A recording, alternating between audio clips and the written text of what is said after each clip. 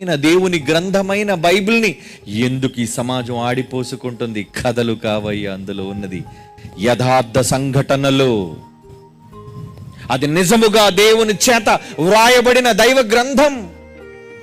మనిషి మారాలి అంటే బైబిల్ చదవాలి. సమాజంలో మనిషి బాగుపడాలి అంటే బైబిల్ చదవాలి. క్రీస్తును గూర్చిన మాట వినాలి. వింటే వాడిలో మార్పు జరుగుతుంది. మారడా? ఎస్.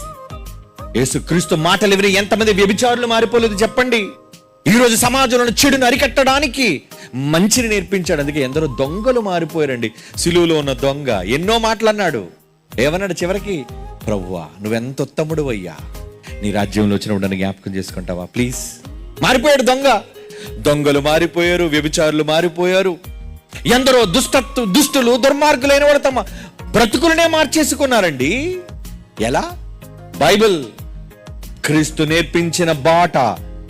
ఈరోజు బైబిల్ మార్చేది మతం కాదు, బైబిల్ మార్చేది మనస్సు. మనస్సులను మారుస్తుంది, మనస్సులను చెడును నిర్మూలిస్తుంది. తప్ప ఇది చెబితే తప్ప. ఈ మంచిని చెప్పడానికి వెళుతుంటే వద్దంటున్నారండి, కొడుతున్నారండి, బూతులు మాట్లాడుతున్నారండి, తిడుతున్నారండి. ఏంటి సభ్య సమాజం ఇలా మారిపోయింది? పిచ్చి పట్టింది, సమాజానికి పిచ్చి పట్టింది.